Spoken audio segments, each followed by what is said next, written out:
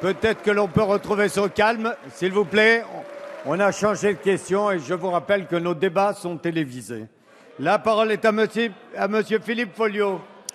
Monsieur le Premier ministre, en démocratie, rien, aucune cause, aucune idée, aucun projet ne saurait justifier la mort d'un jeune homme, fût-ce-t-il manifestant à une heure très tardive, lors d'affrontements d'une violence extrême contre les forces de l'ordre auxquelles nous rendons hommage. Nous avons bien sûr une pensée émue pour la famille.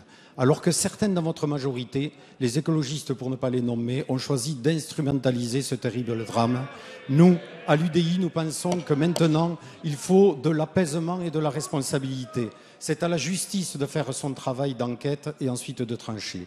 Pour autant, en démocratie, rien, aucune cause, aucune idée, aucun projet ne saurait justifier les débordements, exactions et violences commises ces dernières semaines, ces derniers jours à Sivens, mais aussi, entre autres, à Albi et Gaillac. Ces scènes d'émeutes et de violences rares ont particulièrement choqué et meurtri la population. Mais ce qui a le plus scandalisé, c'est de voir ce dimanche le monument aux morts de Gaillac vandalisé, les drapeaux français brûlés. Monsieur le Premier ministre, où va-t-on? Peut-on laisser impunément saccager les symboles de notre mémoire collective et de la République? Sur le fond, même si le rapport des deux inspecteurs généraux du ministère souligne quelques manquements dans les études préalables, quelques approximations dans les besoins, quelques incertitudes au niveau des financements, ce projet du Conseil général ne peut et ne doit être mis en cause, et ce pour deux raisons. Il est utile et nécessaire pour les populations et agriculteurs concernés.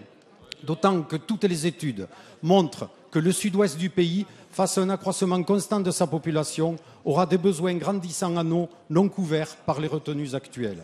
Si ce projet, qui a été validé par toutes les enquêtes et commissions imaginables, et vu de nombreux recours des opposants rejetés par la justice, ne se faisait pas, cela veut dire qu'une minorité agissante, déterminée, voire violente, pourrait à l'avenir bloquer tous les projets d'intérêt général du pays. Monsieur le ministre, que compte faire votre gouvernement? La parole est à monsieur Bernard Cazeneuve, ministre de l'Intérieur. Monsieur le député Philippe Folliot, je voudrais répondre simplement et avec une profonde sincérité à votre question.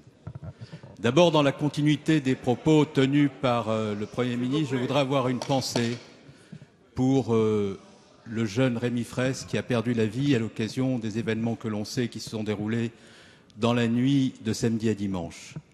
Quand on a la responsabilité qui est la mienne dans un gouvernement et qu'on est confronté à des événements de ce type, on ressent au plus profond de soi-même une blessure et une immense compassion pour les parents, pour les amis qui sont aujourd'hui dans un incommensurable chagrin. Et cette peine, ce chagrin nous oblige. Il nous impose un devoir moral, celui de la vérité. Le Premier ministre a rappelé à l'instant que le gouvernement était déterminé à faire en sorte que toute la lumière advienne sur ces faits. Et je veux vous confirmer que dans la responsabilité qui est la mienne, sous l'autorité du Président de la République et du Premier ministre, je ferai tout, absolument tout, pour que l'on sache.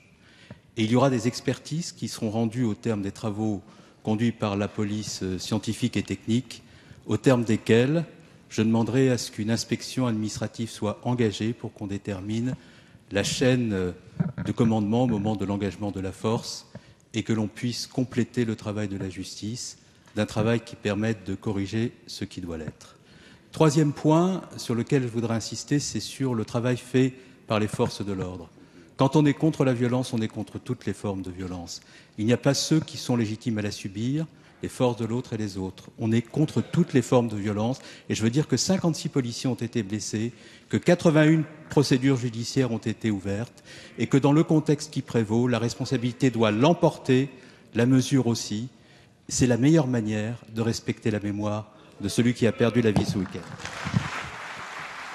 Merci, monsieur le ministre.